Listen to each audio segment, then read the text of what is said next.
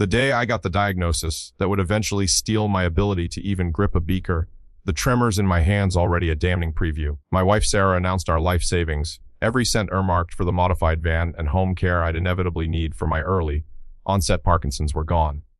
Reallocated, she said, to a wellness spa venture with her business partner, a smarmy yoga instructor named Julian I'd met once. My mind went blank, just gone. Later, after I just stared at her, numb, she sent a text. It was a masterpiece of cruelty. Face it, Greg. Your expiration date just moved up. I'm cashing out the $187,000. Poof. Like a failed experiment. I didn't scream, didn't cry.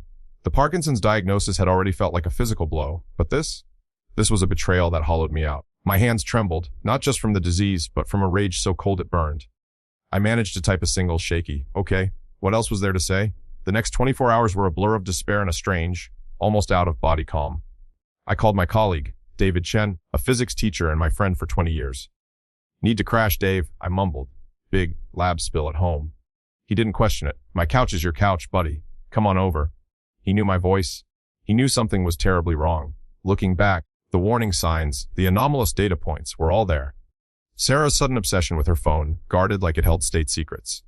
Her new yoga enthusiast, friends and late-night workshops that stretched into the small hours. Her complete disinterest when I excitedly told her about the grant I'd secured for new lab equipment for the school of Boyle's Law. Demonstration setup I was proud of. She just shrugged. That's nice, dear. Then there were the things I had done, more out of habit or a teacher's penchant for planning. My TIAA-TRAF retirement account from a previous university teaching job was solely in my name. She'd never bothered asking about it, calling it boring teacher stuff. And 5 years ago, when we refinanced the house for a new roof, I remembered the loan officer suggesting my name be primary on the new mortgage docs since my credit was pristine and Sarah was exploring her options, work-wise. I'd signed, she hadn't questioned it. Small details, insignificant I'd thought. Until now. One tiny detail gnawed at me a few months before my diagnosis. Sarah had insisted on updating our wills. She was unusually specific about her share, her beneficiaries if I went first. When I asked about provisions for long-term illness, she'd waved it off. Don't be so morbid, Greg. Pragmatism, I'd thought. Now, it felt like a cold calculation. We met at a faculty mixer. I was a young chemistry teacher, full of passion for covalent bonds and chemical reactions. Sarah was working in the admin office then, bright, funny, and seemed impressed by my nerdy charm, as she called it. We married within a year.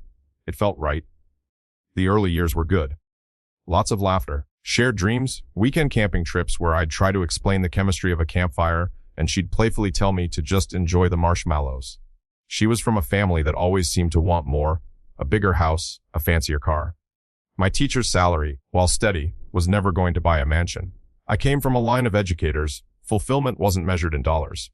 We built a comfortable life, or so I thought. Our house, the mortgage, trips to visit her family. Life's normal events. For parent-teacher nights, she'd initially be there, smiling. The last few years. Oh, I'm busy, honey. You handle it. The distance grew slowly, an invisible chemical reaction changing the very composition of our marriage. Fewer shared dinners. More nights she'd be out with her. New friends. Conversations became transactional. Did you pay the electric bill? My car needs new tires.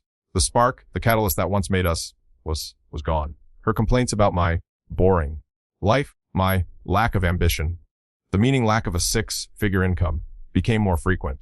The Parkinson's diagnosis wasn't the start of the fracture. It was just the earthquake that ripped it wide open, exposing the rotten core. The wellness spa text message wasn't a sudden impulse. It was the endpoint of a long, silent plan. And at David's place, amidst physics textbooks and grading papers, I finally let myself breathe. He just let me sit, handed me tea, didn't push. She took everything. He finally asked. I nodded. He swore, a rare outburst for him. The next day, armed with a laptop, I started my own preliminary investigation. My online banking password, a complex chemical formula, was unchanged on my personal accounts, but the joint account access felt violated. I remembered Sarah acting weird when I mentioned my niece, Emily, was starting a paralegal internship at a downtown bank, not ours, but still. Good for her. She'd said a little too quickly. Then David's wife, Maria, mentioned seeing Sarah at a rather expensive new cafe multiple times with Julian, looking very cozy. This wasn't just a financial grab. This was deeper. Each piece of information was like another tremor, shaking my already fragile world. Rage, a pure, undiluted element, started to burn through the shock. Disappointment, so bitter it tasted like acid. I told David everything. The diagnosis, the money, Sarah's cold text. He listened, his face grim. She can't get away with this, Greg. That's not just unethical, it's monstrous, especially now. His support was a lifeline. Then I called Emily, my niece. She was smart, studying law, working part-time at a credit union's processing center. I said, I need some advice, maybe some digging, if you can do it without getting into trouble. I explained the basics. Her reaction was quiet fury. Uncle Greg, let me see what publicly available information I can look into and how to best access your records. We'll be careful. Her support, David's quiet presence, these were my control group in an experiment gone wild. The pieces started fitting together. Bank records for the joint account showed a series of large, structured withdrawals just after my final diagnostic appointment, when I was still reeling, all transferred to a new account I didn't recognize. Then Emily, through her internship connections, nothing illegal, just knowing where to look for publicly filed business registrations. Found it, Serenity Now Wellness Spa LLC, registered 2 months prior, owners Sarah Miller and Julian Vance. The address was a P.O. box. My name was nowhere. My teacher's mind, used to analyzing data, saw the pattern. This wasn't an impulsive act of panic. This was premeditated, a carefully titrated theft. I was no longer just a victim. I was a problem to be solved, an equation to be balanced. A strong hypothesis was forming in my mind. This was financial abuse of a vulnerable adult. The shock began to crystallize into a cold, hard resolve. I'd spent my life explaining the laws of chemistry. Now, I needed to understand the laws of justice. The initial despair, the feeling of being erased, began to give way to a teacher's meticulousness. I would gather my data, formulate my response. This wasn't just about money anymore. It was about my life, my dignity. With David's help, I found Maria Rodriguez, a lawyer whose ad he'd seen. Sharp, no nonsense, with a reputation for fighting for her clients. I laid out my evidence, the diagnosis timeline, the withdrawal dates, Sarah's text, the LLC registration Emily found. This is appalling, Mr. Miller, Maria said, her voice calm but firm. Her timing, the text message, it screams financial exploitation of a vulnerable person, especially with your recent diagnosis. Our core strategy became clear, proved the calculated nature of Sarah's actions, the direct link between my health crisis and her theft. We would leverage the house's refinancing paperwork too. It was a small advantage, but in chemistry, sometimes a small change in conditions yields a big result. And then Emily called, her voice tight with excitement and anger. Uncle Greg, I was helping process some older, flagged transaction reports at work, part of a training exercise on identifying suspicious activity. And I found something. Large cash deposits, just under the $10,000 reporting threshold, made into a different account in Aunt Sarah's name. Regularly, for the past 18 months. Often on days you were on those week-long science conferences or chaperoning the state science Olympiad team. My blood ran cold. 18 months. She'd been siphoning funds long before my diagnosis, like a slow, secret titration. This hidden account plus the wellness spa funds, it was a fortune. This wasn't just a grab, it was a long con. Seeing those statements, dates aligning perfectly with my out-of-town work trips, was like staring at irrefutable experimental results. Anger warred with a sickening sense of betrayal, but also a grim sense of vindication. We had her. The spa wasn't just a dream, it was an escape plan. Julian wasn't just a fling, he was a co-conspirator. A quick search revealed Julian had a history of similar partnerships with vulnerable women. The sheer scale of their DC was staggering. My Sharyev account, the one Sarah dismissed as boring, suddenly felt like my only lifeline, a small reserve she didn't know or didn't care to touch. I felt a flicker of my old self, the meticulous planner. The urgency was palpable. Parkinson's waits for no one. Maria Rodriguez moved fast. We filed a motion for an emergency hearing, seeking to freeze the wellness spa account and any other assets Sarah controlled. We also filed for divorce, citing financial abandonment and exploitation. The summons was served to Sarah at the rented P.O. box for her spy. A few days later, her reaction came via lawyer's letter, denials. Accusations that I had been secretive and controlling. It was laughable, a desperate attempt to muddy the waters. But it meant they knew we were serious. The experiment was now entering a reactive phase. The emergency hearing was tense.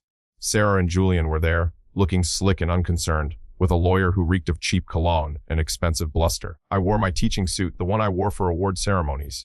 Clean-pressed. Dignified. Judge Thompson, a woman with a no-nonsense reputation, listened. Sarah's lawyer tried to paint me as vindictive. Then Maria presented her evidence, the timeline of my diagnosis, the immediate, massive withdrawals, Sarah's brutal text. She highlighted the THERF account that Sarah hadn't touched, arguing it showed Sarah's targeted theft of joint assets meant for my care. She didn't empty everything, Your Honor. Just what she felt entitled to after his expiration date moved up.